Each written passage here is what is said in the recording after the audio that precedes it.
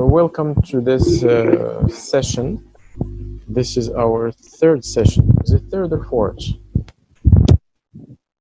This session will be devoted to learners' differences, and this perhaps will be the last live session that we will have. The next chapters, I'll cover them through recorded sessions offline. Okay, I'll record them and then send them to you. Since there isn't much interaction in these live sessions, so I thought maybe I'd try recording offline sessions, and they would be a better quality, of course, in terms of sound. So in today's chapter, we'll discuss learners' differences, and we'll try to answer the question, why don't we learn a second language in the same way? Or why is it that some learners do better than others language learning? So this is basically the main issue. All right. So in this chapter, I'd like us to cover some of the main, if you like, reasons why some learners do better than others, or some learner differences, which are due to intelligence, aptitude, learning styles, personality, motivation. Now, to be clear, these are not all the learners' differences. Okay, there are other learners' differences. And generally speaking, learners' differences can be categorized into social differences, cognitive differences, and psychological differences. We will not deal with all of these, okay, because we will need hours and hours to cover them all. We will focus more on the main salient differences, especially the cognitive and psychological differences. And when we cover these differences, what's important, what I'd like you to bear in mind, is how we can make use of them in the classroom. What can the teacher do to deal with these differences in the language classroom? That's what's important. And in the exam, when I ask you about some of these differences, my aim is to find out if you know how we can use these, or how we can deal with them in the classroom.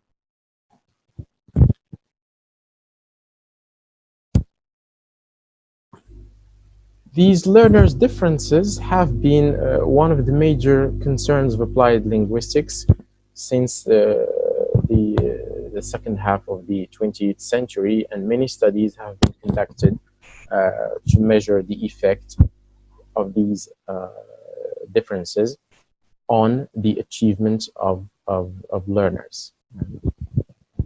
Researchers claim that learners do differently in language learning, be it first language or second language and foreign language, but it's mostly important in second language and foreign language, because in first language, regardless of the pace of learning and the conditions of learning, before puberty, right, way before puberty, in fact, all children reach a proficiency level, a native-like proficiency level. But in second language and foreign language, and we are more interested in foreign language, this is not the case. These differences are so influential in such a way that some learners become native-like, others are average, and others have strong difficulties in mastering foreign language or second language. So the first difference is intelligence. Now, intelligence is a concept that is very difficult to define. It has been researched by different researchers in different fields, especially psychologists, educationalists, linguists are also interested, philosophers, many researchers are interested in intelligence. And it's one of the concepts which are difficult to define, and different people define it in different ways. Some define it as the ability to learn, others define it as uh, the ability to deal with new situations. So it has different definitions. But what's important is that traditionally in research, intelligence is used to refer to how individuals perform on an IQ test. IQ refers to the intelligence quotient. Now, through history, researchers tried to devise tests that will measure the intelligence of individuals. And one of the tests they came up with was the intelligence quotient. Okay, it's a test that you take to measure your intelligence. Although there have been many differences for intelligence, but one of the main, if you like, one of the main conceptions of intelligence is how individuals perform on an intelligence quotient test.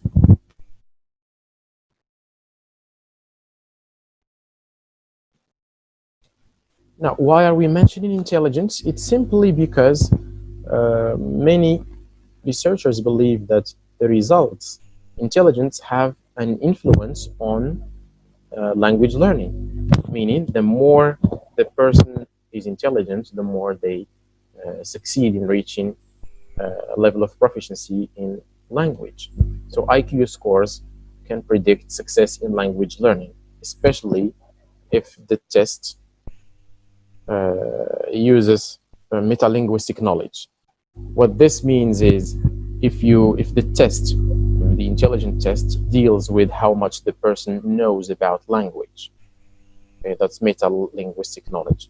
If this is the case, of course, the person will the IQ score will predict success or failure and the degree of success, if you like, of language learning. The problem with intelligence is that there came the new, if you like, the one of the latest theories of intelligence, which is Howard Gardner's multiple intelligence theory, which claims that everyone has intelligence. In fact, it's not one intelligence; it's a set of intelligences, okay, namely 8 intelligences, and everyone has them in different degrees. So we have mathematical intelligence, we have interpersonal intelligence, intrapersonal intelligence, spatial intelligence, musical intelligence, etc.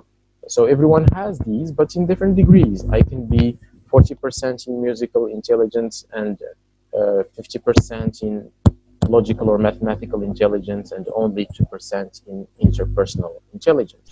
So it's a matter of degrees.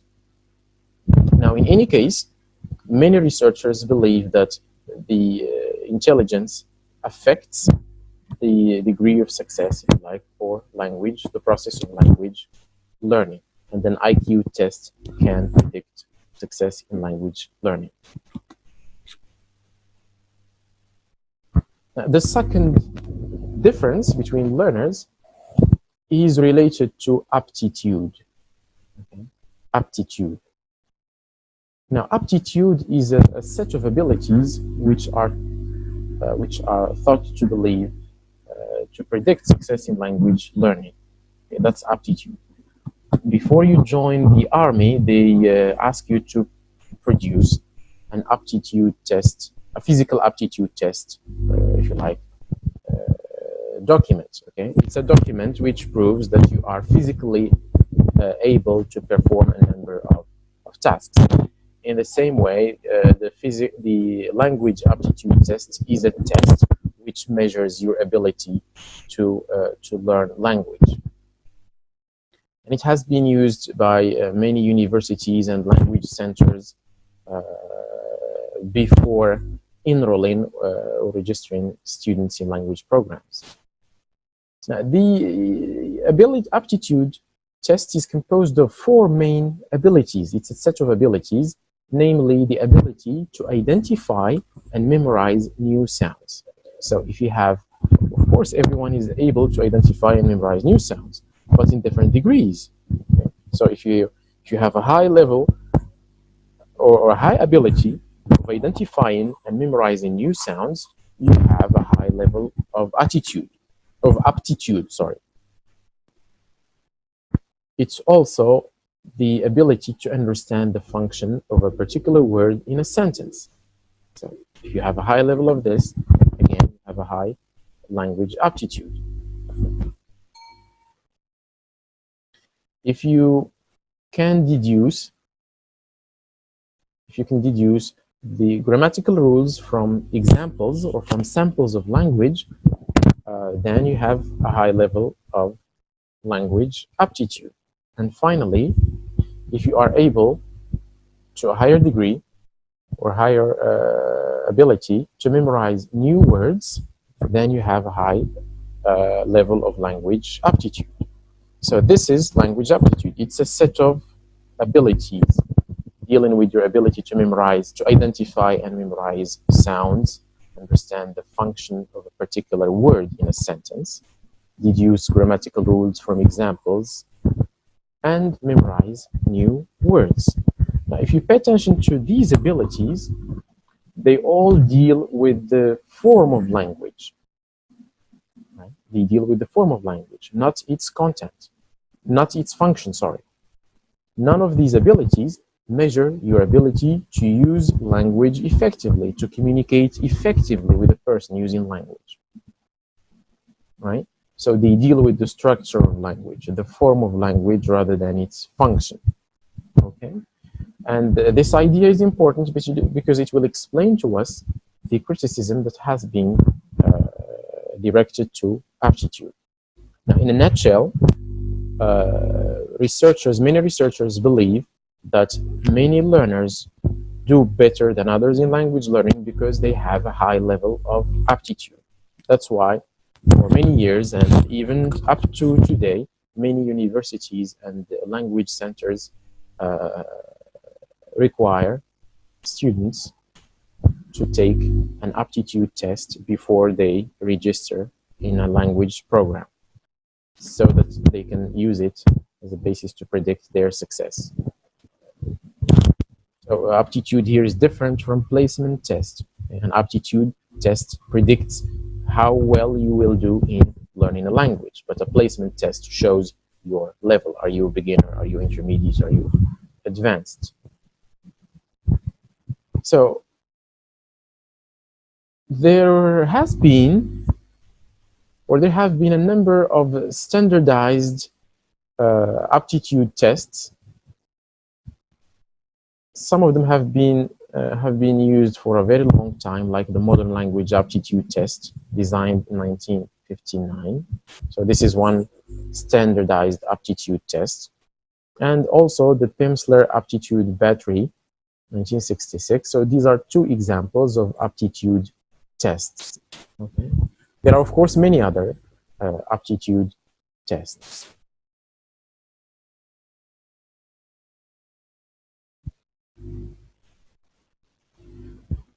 Now, aptitude is important, as I said, because researchers believe that aptitude can predict, if you like, success in language learning. And it is based on the assumption that there is a strong relationship between aptitude and performance in foreign language, right? Especially if the language is taught using traditional methods like grammar translation and audiolingual method. Why? Simply because, as I said earlier, the aptitude test measures the ability, the meta-linguistic knowledge of the learner, right? Not his or her ability to communicate with language, but how much they know about language, how much they can perform in a test in a language that has to deal with the accuracy, right? More than fluency. One of the pieces of criticism we can direct to aptitude test is, of course, that it is irrelevant to second language learning and also foreign language learning if the classes are taught using communicative approach, simply because a communicative approach focuses more on the function of language and the use of language instead of its form.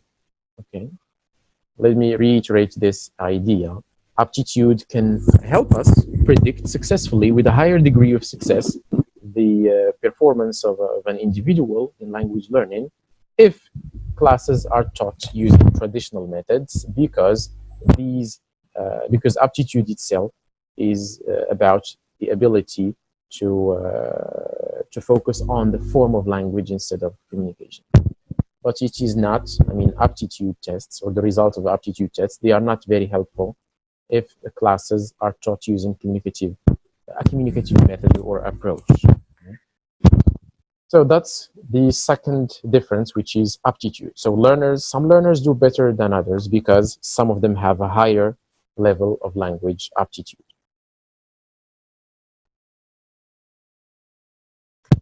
Now, learning style is another factor which makes the difference between one learner and another. Now, a learning style is, as defined by Reed 1995, is an individual's natural, habitual, and preferred way of absorbing, processing, and retaining new information and skills. Now, we say it's an individual's natural skill because everyone has his or her own. Okay, so it's individual and it is natural. Somehow, we don't learn it. It's born with us, right? It's born with us, so it's natural. So it's habitual because we use it often, consciously and unconsciously. We use it to absorb, process, and retain information. And these are the stages of learning, if you like. Okay? So we use it to absorb and process learning.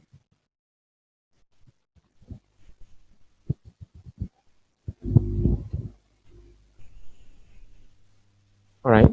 So some learners do better than others because learners have different learning styles, because learners learn better in different ways. We don't learn in the same way. We learn in different ways.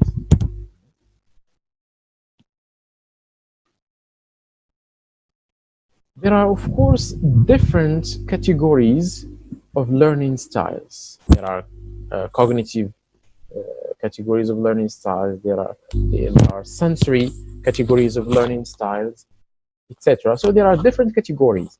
We're not go into details of all the different categories of the learning styles, but I'd like you to understand the concept of learning style and how it can affect language learning. And most importantly, what can we do as teachers to deal with learning styles in our classrooms? So we'll focus on one simple, obvious, known category, which is the sensory learning style. Sensory learning style, which categorizes people or learners into visual, auditory or oral, and kinesthetic or tactile learners. Right? This is only one category. There are other categories like field dependent, field independent, holistic, analytical, etc. Okay, so there are other categories, but here I'd like us to focus only on this one in order not to get confused. So visual learners are simply those learners who prefer to learn by seeing things. Okay, by seeing things. To teach a visual learner an apple, you have to show him an apple, a real apple or a picture of an apple. This is how they will remember an apple. Now, oral and auditory are those learners who prefer to learn by hearing sounds. Okay, they learn better by hearing. Whereas kinesthetic or tactile learners, some consider this to be one category, one type of learning style. Others consider kinesthetic to be one category, one type, and tactile one type. So kinesthetic is simply those learners who prefer to learn by doing. Okay, those learners who prefer to be engaged, they prefer hand-on activities, tasks they can do. They are more performance-oriented learners, kind of learners. So these kinds of learners need to be engaged in activities, in workshops, if we want them to learn better. All right. Now, in terms of, and of course, we are all auditory learners, we are all visual learners, and we are all kinesthetic and tactile learners. We all learn using these ways. The difference is how much auditory are we, how much visual, and how much kinesthetic. Okay, a person can be 50% auditory, 25% visual, and the other 25% kinesthetic, right, etc. So we can all learn through these styles, but in different degrees. Okay, we have a preferred way of learning. In terms of statistics, research claims that 30% of learners are auditory. Okay, so 30% is the percentage, general percentage of auditory learners. 65% are visual. So as you see, more learners are visual, learn by seeing, and only 5% are kinesthetic. Right? Now, how is this information important? It is important for us, language teachers. And by the way, in this course, I'd like you to, from time to time, I'll ask you to put yourself in the shoes of a teacher. Okay? Here, you should take the role of the teacher. So how is this information useful for the teacher? First of all, a language teacher should know that learners have different learning styles. That's the first thing. The second thing is that the language teacher should take into consideration the different learning styles. They should target all learning styles, not target the same learning style every time. And how is that? How do we do that? How do we target different learning styles? It's by varying the type of activities that we present. Okay, don't always present auditory activities or visual activities. At one time, you can present auditory activities, later you present visual activities, and after that, you can use kinesthetic activities. Right? So kinesthetic activities like group work, draw a poster about environment or human rights. Right? Visual activities like, let's watch this video clip and find out and answer comprehension questions. Auditory activities could be any listening activity. Listen to the song and fill in the blanks with the correct word, etc. So I'm just giving you examples here of each of these activities. In 10 minutes, this session will close automatically, so we will need to log in again. Right? So, rule number 1 for the teachers, they should know that there are different learning styles. Rule number 2, they should take learning styles into consideration when preparing their lessons. Rule number 3, they should target different learning styles by varying activities, okay? By varying the type, by varying their teaching strategies. Okay. Now, since learners use different learning styles, the teacher should use different teaching strategies and various activities to target different learning styles. I hope this is clear. Of course, if there's a question, you can interrupt me anytime you want.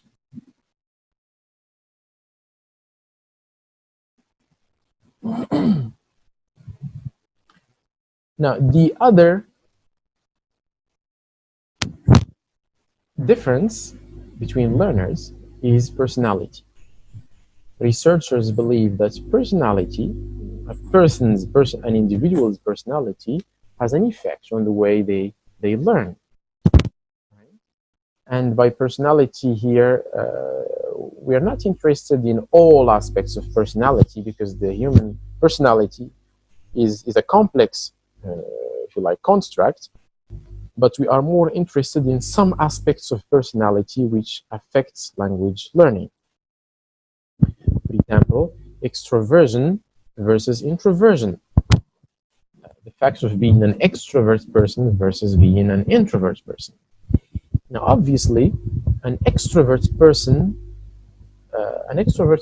is someone who is outgoing, who always expresses himself or herself freely, who is not reserved, who is not shy or unable to share personal experiences, personal information, etc. So it's an open person. An extrovert person is an open person. An introvert person, on the other hand, is a person who is reserved, who does not like to share personal experiences, personal information, etc. So it's more of a closed person, right? And of course, we human beings are either extrovert to some degree or introvert to some degree. And of course, both extrovert people and introvert people can learn a language. But an extrovert person may find it easier to learn a language simply because in a language classroom, there's a lot of sharing of information. There's a lot of risk taking. Okay, people take risks. They are not afraid to share anything that is personal. So they may find the process of language learning easier in comparison to more introvert people. Now, how do I deal with this again as a teacher? First of all, I should know my students. That's rule number one in teaching. Know your students. Know who is introvert, know who is extrovert. How do you know that? By observing them. Okay, you should observe your students to know who is introvert, who is extrovert, etc. Now, if you know that a student is introvert, avoid putting them on the spot, avoid embarrassing them, simply because you know they are introvert people, right? There are tasks that maybe you may not want to involve them in, simply because they may find them challenging psychologically. On the other hand, extrovert people are more open, so you may want to involve them in more tasks. Inhibition versus risk-taking. Some people have a high level of inhibition, okay, but other people are risk-takers. Now, when you have inhibition, you are always afraid to be judged negatively by other people. You worry so much about your face, you call it, face value. You always care about how the other people will judge you. So that's inhibition. When you have inhibition, you're always trying to protect your image. There are people, on the other hand, who are risk takers. They do not pay attention to how they will be judged by other people. They are not afraid to be judged negatively. In fact, they don't care much about what other people say about them. So we are all between inhibited people and risk-taking some degrees. Again, as a teacher, I should know who in my class have a high level of inhibition and who is a risk-taker. Risk takers are always those students who volunteer to answer every question, and they participate actively in every activity. Inhibited people or people with inhibition are always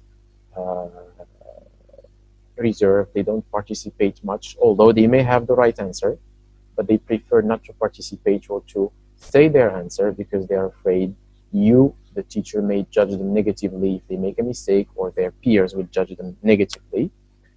So here, as a teacher, I should take this into consideration. If I know that a student has a high level of inhibition, I should avoid, at least in the first couple of sessions, I should avoid calling on them or forcing them to come in front of their peers and do an activity or a task or face the audience. And I should do this gradually. Okay? I should do this gradually. On the other hand, risk takers are always volunteers. They always volunteer to the extent that they may monopolize the discussion and they want to answer every question. And that's a problem again. So I should control these kinds of learners in the sense that I should give the chance also to students with inhibition to participate.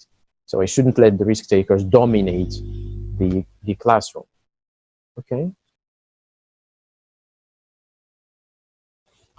Self-esteem. As human beings, we have a self-esteem, okay, self-confidence. Some of us have a high level of self-esteem, others have an average self-esteem, and then some of us, unfortunately, have a low self-esteem. Having a high self-esteem is simply thinking to yourself, I'm the best, I could do anything, there's nothing I can't do, I'm good at this. So this is what a person with a high self-esteem tells himself or herself, okay? I'm good at this, there's nothing I can't do, okay? So this is how they see themselves. But a person who has a very low self-esteem, on the other hand, is always thinking to himself or herself, I can't do this, this is too difficult for me, I don't think I'm up to this, etc. So they look down on themselves, right? And again, it's a matter of personality, right? So as a teacher again, and of course, how does this help, of course, language learning? Researchers claim that the people with a higher self-esteem may make better language learners, may find language learning easier, and maybe they will find it less challenging. All right. In the same way, again, that risk takers make better language learners, because language learning and learning in general is an action of risk taking. So more inhibition means more challenge. Okay, so people with inhibition will find more difficulties in language learning in comparison to risk takers. In the same way, people with high self-esteem may make better language learners. I'm not saying in any way that a person with low self-esteem or high level of inhibition will never master language. I'm not saying that. I'm just saying that it may take them longer, it may take them more effort, psychological effort, in comparison to their counterparts. So as a teacher, I should make this process easier for them by taking their personality into consideration. So for high self-esteem people, I'm trying to give you the example of these students. It's the kind of students who, when they get 17 or 18, which is a very high grade, they come to you, the teacher, and ask you, where did I make a mistake? Why is it that I didn't get 20? Okay, so this is the kind of people I'm talking about. Whereas on the other hand, some learners with low self-esteem, they may be happy because they got 12 or even 10. This is just an example of how they deal with the results of assessments. So again, as a teacher, I should know those students who have high self-esteem and those students who have a low self-esteem, and I try to motivate them. Okay, I try to motivate both of them, students or learners with high self-esteem, and also by setting high standards for them.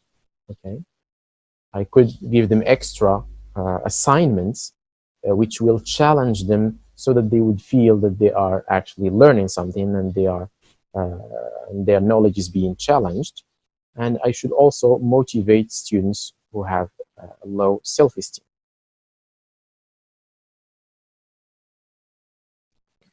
Anxiety is another personality characteristic which affects language learning, right?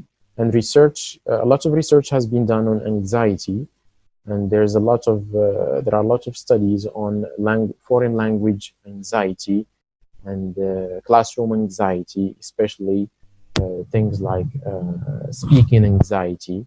So, but we're talking here about anxiety in general. Anxiety has a lot in common with inhibition, so it's a negative feeling of being embarrassed, of being afraid, of being restless, of being unstable, if you like. And so many people have this feeling of anxiety. Okay? They are always nervous, a feeling of nervousness whenever they are doing something, whenever they engage in something. Okay, and learners have this. Some people have a high level of anxiety, others have a low level of anxiety.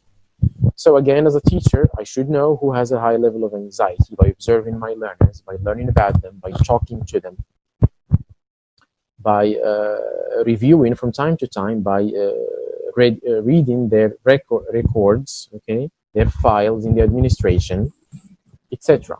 So I should involve both people with high level of anxiety and people who have a low level of anxiety. I should avoid putting learners who have a high level of anxiety on the spot or embarrassing them or forcing them to do tasks the way they don't like to do it, etc. Because what happens is you force them to do something, you may get different results. You may get very negative results. Empathy is another characteristic that's related to personality, which is believed to contribute or affect language learning. Empathy is simply, it's not sympathy, it's empathy. Empathy is the ability to put yourself in the shoes of others, to feel for others. So this is another example of personality characteristic which may affect language learning. It's believed that the more empathy, people with more sense of empathy make better language learners. Because after all, speaking a second or a foreign language is putting yourself in the shoes of another person, the speaker of that language. Right? So these are examples again of personality characteristics which may affect language learning. Now, as teachers, we should understand that our learners, our students, have different personality characteristics. I should know these differences and I should take them into consideration when I am teaching by diversifying and varying activities, by motivating learners. And that's important. I should motivate my students to learn. Okay. And we'll talk about motivation itself in a while.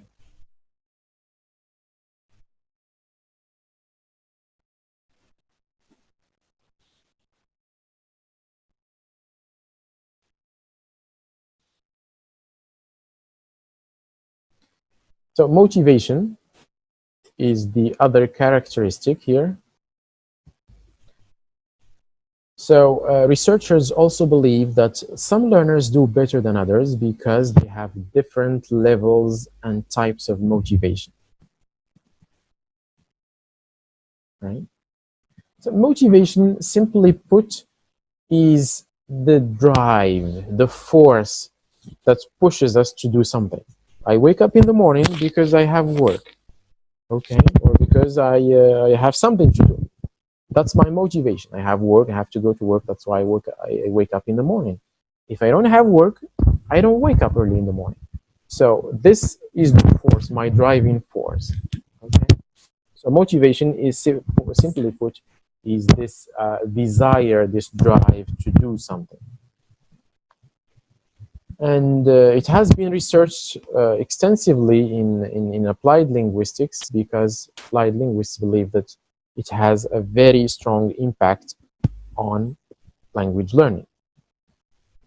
Now, motivation can be of two types, and it can come from two different sources. This is what I'm trying to illustrate in this table. So we have here source, intrinsic versus extrinsic, or internal versus external. And we have purpose on the left, purpose. So integrative versus instrumental. Okay. So let's take the first example. Intrinsic or internal, integrative. Now, concerning the source, motivation can either come from the person himself or herself, or from outside the person concerned. So it's either internal, it comes within him or her, or external, it comes from someone else, another individual or group of individuals. Now, if it is internal, it comes from within you. It's you as an individual who chose to study or to learn English as a foreign language for a number of reasons. So it's your choice, it's your motivation. You're doing it because you chose to do it. On the other hand, it could be external. I am learning Spanish because my father likes Spanish or speaks Spanish and wants me to learn Spanish so that I can talk to him in Spanish. So it's not my motivation. It doesn't come from within me. It comes from outside, from another person. So it's external or extrinsic. Okay. Now, integrative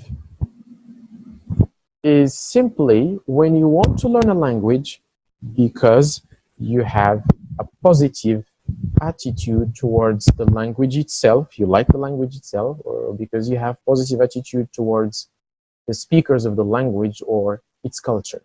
That's integrative. We call it integrative because the individual who has this kind of motivation wishes to integrate the speech community, the people who speak that language. That's why we call it integrative.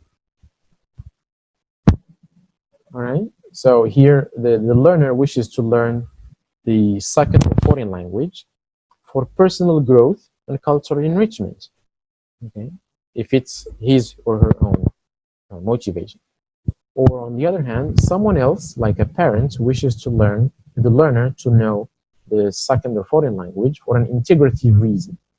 If my father has a positive attitude, or my elder brother, or a friend of mine, etc., has a positive attitude toward the language, they may encourage me to learn that language because they have positive attitude toward it or toward its culture or its speakers. On the other hand, I may choose as an individual to learn a foreign language or a second language because it will give me more job opportunities, or it will give me a promotion in my current job. In this case, we call this kind of motivation instrumental. Okay, instrumental meaning it will bring me benefits. It will bring me benefits, especially career benefits. Right? So if you have such motivation, you have an instrumental motivation. And on the other hand, if it's someone else who pushes you to learn that language because it will give you career options or job opportunities, so it is an external instrumental motivation. For example, suppose you work with a company and this company wants to open a branch in Korea. So they ask you as an employee, they ask you to join a language center to learn Korean for 1 year before they send you to Korea to work there for them.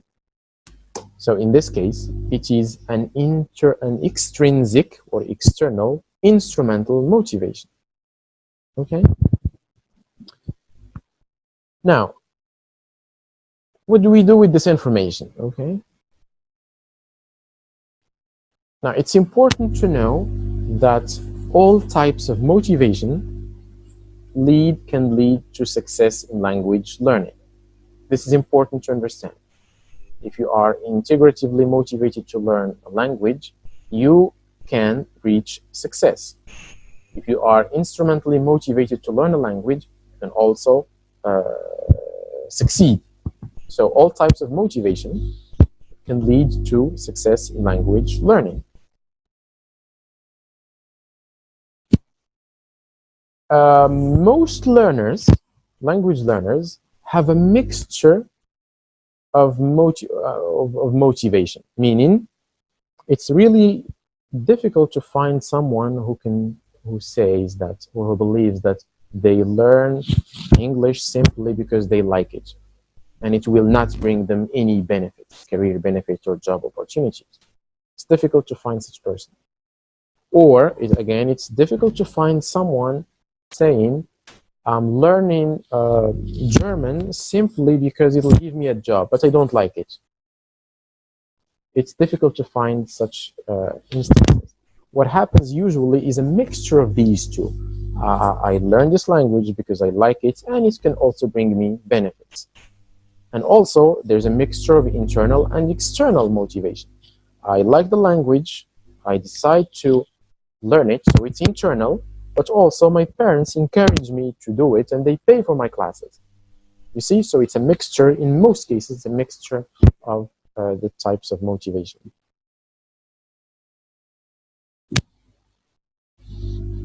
Now, research has proven that intrinsic motivation, okay, internal motivation, the kind of motivation which comes from within the individual himself or herself, is more important than the other types of motivation, simply because it can lead to long-term retention, and it can push the individual to strive or to look for excellence, autonomy, and self-actualization. What this means is, let me give an example. Um, Regardless of how motivated you are to learn something, the moment you take the exam, okay, after you take the exam, after a while, you forget what you've learned. But if you have learned this thing because you are because you are internally motivated, you may remember it for a very long time. Okay? So the things we learn because we like them, we memorize them for a very long time. That's long-term retention. But things we learn simply because we're obliged to learn them, we forget them as soon as we take the exam or as soon as we no longer need them, right? So we should encourage, as teachers, we should encourage intrinsic motivation in our learners. Okay? Learners who are intrinsically or internally motivated do not aim for success only. No, their aim is excellence. That's why those students who got 17 and 18 in the exam are unhappy, because they want to get 20 out of 20, because their aim is excellence. It's not success, it's excellence. It's more than success. And internally motivated learners also manage to develop autonomy. They learn by themselves. If you have internally motivated or intrinsically motivated students in your classroom, they are the kind of learners who always ask you about new words you didn't mention in class, or words they have read somewhere. They always bring you questions. They always ask you about things and information you didn't even mention in class. And they learn things by themselves. Okay? Why? Simply because they aim to reach self-actualization. It's not just success, they strive to reach excellence and self-actualization. So, as a recapitulation for motivation, so as I said, motivation is this driving force which pushes you to do something, in this case, to learn a language. It can come from either from within the learner himself or from outside, from other people. There are two types, of course, integrative and instrumental. And as teachers, we should do our best to motivate our learners and to encourage especially intrinsic motivation.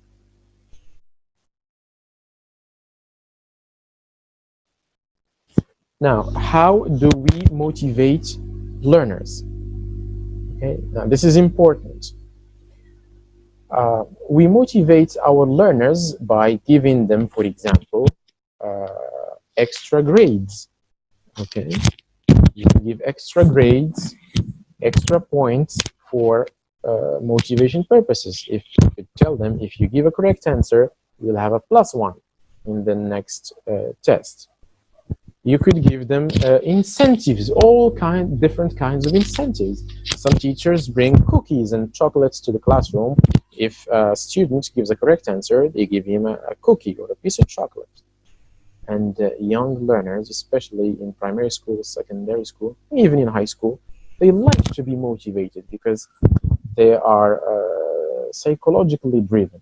Okay? They like to be motivated.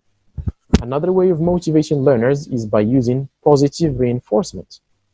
I'd like you to remember this term, positive reinforcement. It's positive reinforcement simply means saying things like very good, excellent, that's a good answer, I like the way you said that, I like your sentence, I like your answer. That's positive reinforcement.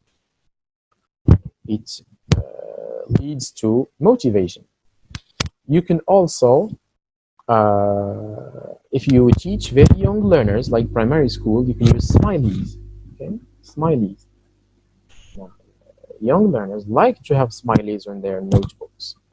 Okay? The first thing they do when they come back home is show their smileys to their mothers and their families. So there are different ways of motivating learners. Right? You can also show them the importance of learning the language. This is another way of motivating them to learn the language. You can also clear and correct any misconceptions they may have about language or language learning. Some students, some learners come to your class with the idea that learning English is very difficult. It's even impossible. It has an impossible spelling. The pronunciation is out of reach and the grammar is horrible. So correct these misconceptions, these wrong ideas. Show them that it's easy to learn the language. That tell them about your personal experience as a learner. Tell them how you started, how you managed to learn successfully the language. Okay, this again is another way of motivating the learners.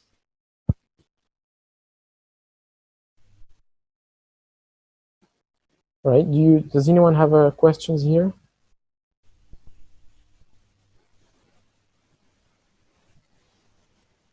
Of course, yes, someone here, Leila, mentioned the fact that using different activities is also another source of motivation. That's true.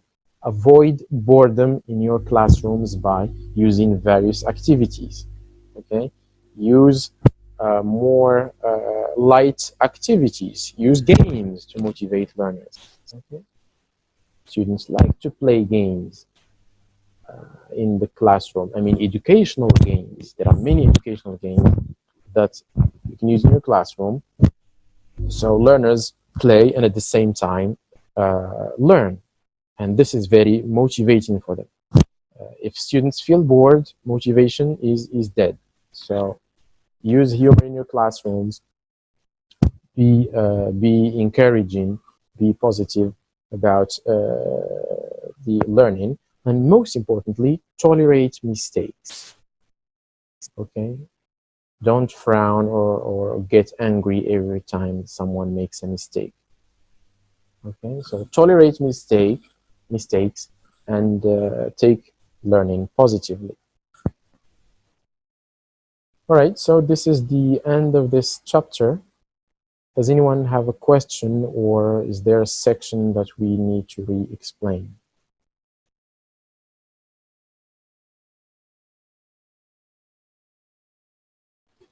So again, what's important is that we as teachers, we should know these learner differences. We should take them into consideration when we prepare and deliver our lessons. And there's a question here. Yes, I didn't yet. Someone is talking about the second lecture. I didn't yet record the second lecture. I failed to record it when we did it live, but I will record it offline and post it for you on YouTube. Okay? There's something I forgot to mention concerning learning styles. Now, for learning styles, as a teacher, you should know what learning styles do your students prefer. How do you do that? There are tests, free tests online that you can download online that will reveal to you a learning style. Okay, so give them the test, the learning style test, and do the statistics. How many visual learners you have in class, how many auditory learners, how many kinesthetic, etc. If you want to take the other categories into consideration, like who is analytic, who is holistic, who is field dependent, who is field independent, etc., you can also do that. And you take this into consideration whenever you choose an activity or you choose a task. Okay, this is what good teachers do.